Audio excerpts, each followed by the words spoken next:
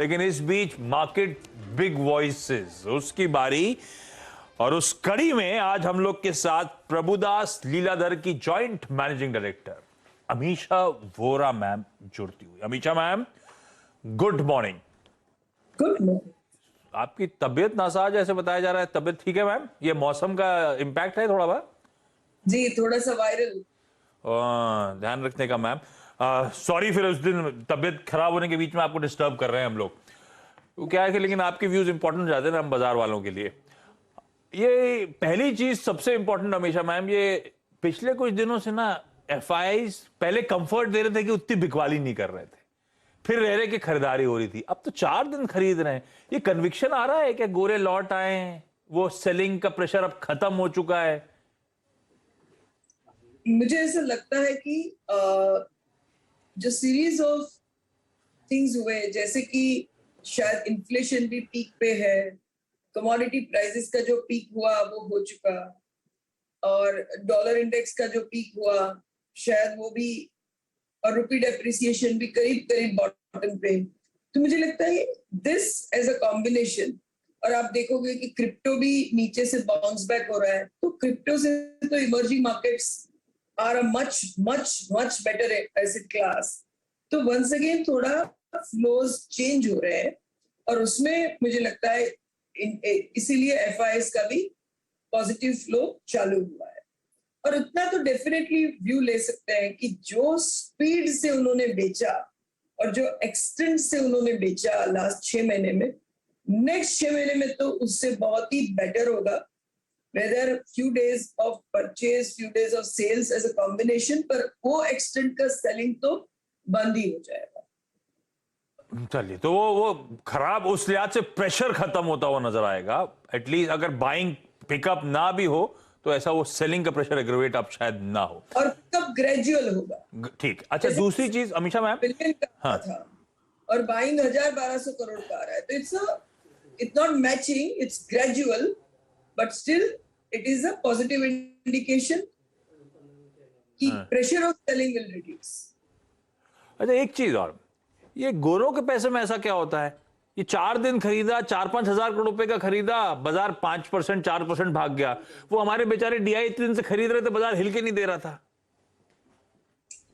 बहुत सही क्वेश्चन है। कहीं ना कहीं हम उनको ही फॉलो करते हैं, क्योंकि ये काउंटर बैलेंसिंग था। जब एफआई सेल कर रहे थे और डीआई इतना बाय कर रहा था, तो it was just counter balancing. अब जब आप देखोगे कि महीने का 12-14 हजार करोड़ का सिप का फ्लो तो आने ही वाला है, only mutual funds, over and about that जो इंश्योरेंस पैसा है, और उसमें अगर एफआई का सेलिंग बंद हो गया तो इम्पैक्ट बहुत कंपाउंडिंग हो जाएगा। इसलिए उनके पॉजिटिव फ्लोज को ज्यादा इंपॉर्टेंस देते हैं। ठीक बात। अच्छा, इस अमीषा मैम, इस लास्ट टाइम बात हुई थी तब हम लोअर लेवल्स पे थे, अब तो बहुत बढ़िया पुल बैक आ गया। इनफैक्ट 15,200 के नीचे वाले अब हम 16,700 आज छू डाले इंटरडे में। इस पुल बैक के बाद अब आप लोग का व्यू प्रभुदास लीलाधर में क्या बन रहा है? क्या अभी भी वो एग्रेसिवली एक्यूमुलेट करते चलो अच्छे स्तर हैं, या लग रहा है पुल बैक काफी स्ट्रांग हो गया है, कहीं फिर से फिजल आउट हो जाएगा? क्योंकि अभी तो इन्फ्लेशन रिलेटेड कंसर्न्स, वो फेड के एक्शन, वो सेंट्रल बैंक की टाइटनिंग, वो सब हमारे सामने ही खड़ी हुई है। देखिए, 2 चीज उभरती हुई नजर आ रही है जिसमें थोड़ा कन्विक्शन आ रहा है। एक, फॉर श्योर लग रहा है कि जो 15,200-300 जो भी बॉटम बनाया, वो बॉटम आते हुए डिफिकल्ट टाइम में भी, जहां पर थोड़े रिसेशनरी फियर्स है, जो भी है, वो बॉटम अच्छे से रिस्पेक्ट होगा ऐसा लगता है over next 2 quarters, which means के मार्केट का लोअर साइड कहीं ना कहीं कैप होगा। और जिस तरह से मॉनसून का स्प्रेड हो रहा है and all agri related commodity pressure ऐसे भी कम हो रहे हैं ग्लोबली भी, और इससे भी कम होंगे, तो अपना इन्फ्लेशन प्रेशर डेफिनेटली लग रहा है पीक हो गया। वो चलते हुए ये जो हम मार्केट के लेवल पर है, तो Prabhudas Lilladher as a research house feels over a 12-month period we still have possibilities of crossing the earlier peak, but in short term we believe volatility will continue. मतलब ये 6,700 भी पोर्टफोलियो बेच के भागने का टाइम नहीं है। ग्रेजुअल एक्यूमुलेशन के लिए वॉलेटिलिटी में जब भी थोड़ा करेक्शन आए तो ऐड करना चाहिए। ओके अच्छा फिर ये जब रिजल्ट सीजन के हमेशा मैम शुरुआत हुई तो थोड़ी लड़खड़ाती शुरुआत हो गई थी वो, क्योंकि शुरुआती जो आईटी स्टॉक्स आए तो उन्होंने थोड़ा सा मूड बिगाड़ दिया। अब वो मूड बिगाड़ दिया, फिर हमारी एक्सपेक्टेशन थोड़ी ज्यादा माउंट हो गई थी, जो भी हो डिसअपॉइंटमेंट था स्ट्रीट के लिए। अब जो नंबर्स आ रहे हैं उसके बाद ये Q1 की अर्निंग्स कैसी पैन आउट हो रही हैं, और अब तक के नंबर्स के बाद ऐसा लग रहा है कि डिसअपॉइंटमेंट स्ट्रीट के लिए, या फिर अब हम पिकअप कर रहे हैं, इंडिया डिलीवर कर रहा है? इसमें दो चीज है, एक तो स्ट्रीट ने भी अपने नंबर बिकॉज ऑफ जो भी कमोडिटी प्राइस प्रेशर था वो लेते हुए काफी कंजर्वेटिव कर दिए थे एक क्वार्टर, और लास्ट ईयर का बेस तो एनी विच में लाइक टू लाइक नहीं था क्योंकि उसमें कोविड का इम्पैक्ट था।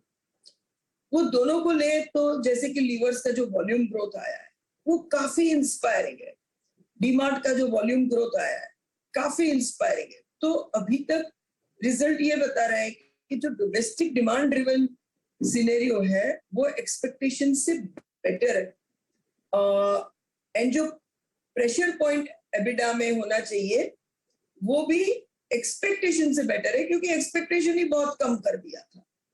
तो ऐसे कह सकते हैं कि अभी तक का ट्रेंड एक्सपेक्टेशन से बेटर है, and on the top of it the underlying demand trends are still well maintained.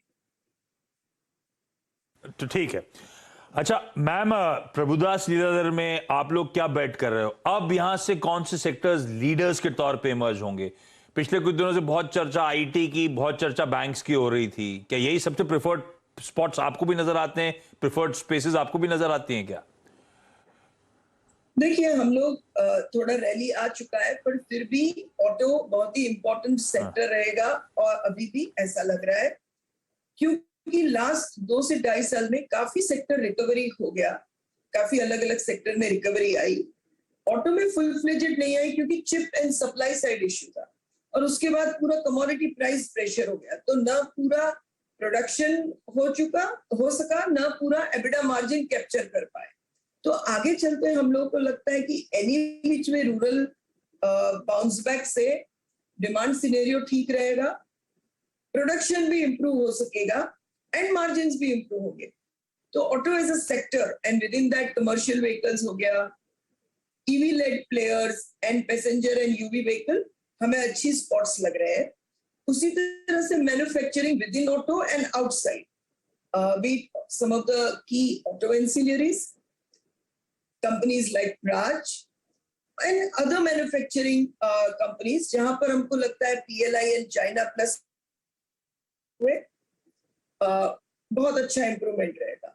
और ये दोनों के बाद हमें लगता है बैंकिंग अभी भी बहुत ही स्ट्रॉन्ग पोजीशन में है, बोथ उनकी balance sheet and expected growth की वजह से, तो वो भी देखना चाहिए। तो ये ऑर्डर में हमें लगता है कि सेक्टर्स को देखना चाहिए। क्योंकि आपकी तबीयत खराब है ज्यादा, क्योंकि आपसे तो बात करते करते आधा घंटा कब निकल जाएगा पता ही नहीं चलेगा।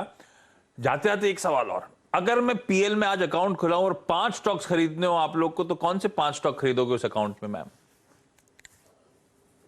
अगर इन्वेस्टमेंट के पर्सपेक्टिव से इन्वेस्टमेंट के, यस, तो हम ये इसमें डालेंगे, टाइटन डालेंगे, इन्वेस्ट करवाएंगे, डीमार्ट इन्वेस्ट करवाएंगे, हम प्राज एक मिड कैप में पोजीशन लेंगे, आईसीआईसीआई बैंक में लेंगे, एंड और एक मैं डालूं तो हम अपोलो हॉस्पिटल में। Beautiful. Amisha ma'am, thank you so much जुड़ने के लिए। Get well soon ma'am. बढ़िया लगता है हमेशा आपसे बातचीत करके। तो ऑटोज एक प्रेफर्ड पॉकेट, वो मैन्युफैक्चरिंग कंपनीज जैसे प्राज अच्छी लगती हैं, और अगर कोई 5 लिख दिया प्रोड्यूसर साहब ने इतनी जल्दी, अगर कोई 5 स्टॉक चुनने हो आज के दिन, तो पीएल में अमीषा जी कौन सी चुनेंगी? वो आपकी स्क्रीन पर, Titan, Avenue supermart, Praj industries, ICICI bank, जोड़ दीजिए उसमें अपोलो हॉस्पिटल्स। ये है फिर इसका मतलब पीएल की प्रेफर्ड पिक्स। अब दिखा दीजिए स्क्रीन पे दोनों